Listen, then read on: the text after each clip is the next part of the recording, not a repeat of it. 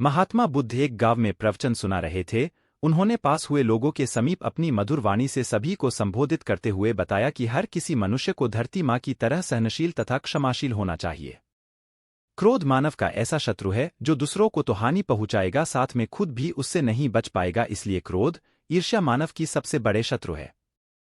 सभा में सभी लोग शांति से उनकी बात को ध्यानपूर्वक सुन रहे थे। तभी वहां उस सभा में एक अति क्रोधी व्यक्ति भी उपस्थित था। वह पहले तो उनकी बात सुनता रहा, फिर वह अचानक महात्मा जी से क्रोधित होकर बोला। बोलते समय उसका आंखें खून के समान लाल हो रही थी। इसे भी पढ़े।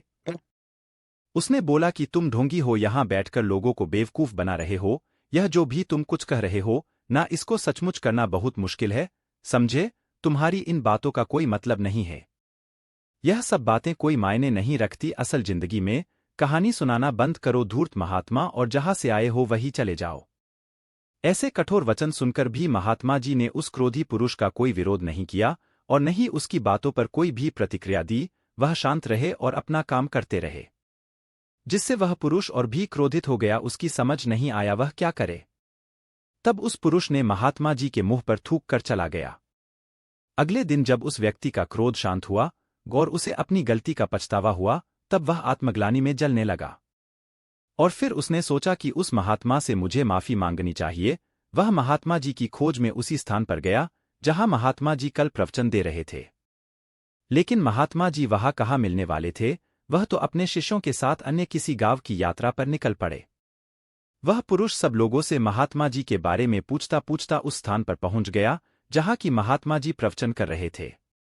तब उस पुरुष को महात्मा जी के शिष्यों ने उसे उनके पास जाने से रोका, लेकिन महात्मा जी ने अपने शिष्यों को आदेश दिया कि आने दे उस पुरुष को। तब वह पुरुष महात्मा जी के चरणों पर गिर गया, उनसे बोला, मुझे क्षमा कीजिए महाराज। उसने महात्मा जी से पूछा, क्या आप भूल गए हो कि मैं वही जिसने कल आपका इतना अपमान किया था। मैं अपने दुष्ट कृत्य की आपसे माफी मांगता हूं। तब महात्मा जी ने बड़े शालीनता से उस पुरुष से बोले कि कौन सी बात। तब उस पुरुष ने बड़ी हैरानी से महात्मा जी की ओर देखा। महात्मा जी बोले कि मैं तो बीती बातें वही छोड़ आया, क्योंकि बीता हुआ कल कभी वापस लौटकर नहीं आता। इसलिए बीती हुए बातों की वजह से आज और अपना आने वाला कल नहीं बिगड़ना चाहिए। जो हो गया सो हो गया। तुम्हें अपनी भूल का एहसास हुआ, यही सबसे बड़ी बात है। तुम अपनी गलती को मान लिए, सो तुम अब निर्मल हो गए हो। इसलिए कोई भी ग्लानि अपने मन में नहीं रखो। अपने आने वाले कल के बारे में विचार करो और उसे सुधारने का प्रयास करो। महात्मा जी की बात सुनकर उस पुरुष के मन का भार हल्का हो गया और उसने महात्मा जी के चरणों को पकड़कर कहा, आज से मैं अपने क्रोध का त्याग करता हूं और धैर्यवान और क्षमाशील होने का प्राण आज से लेता हूं। निष्कर्ष। तो दोस्तों, हमें इस कहानी से यह प्रेरणा मिलती है कि यदि अपने बीते हुए कल की गलती को लेकर हमें वर्तमान में उसका पछतावा न कर, उस गलती को हमें अपने भविष्य में कभी नहीं करना चाहिए, क्योंकि दोस्तों बीता हुआ कल कभी लौटकर वापस नहीं आता।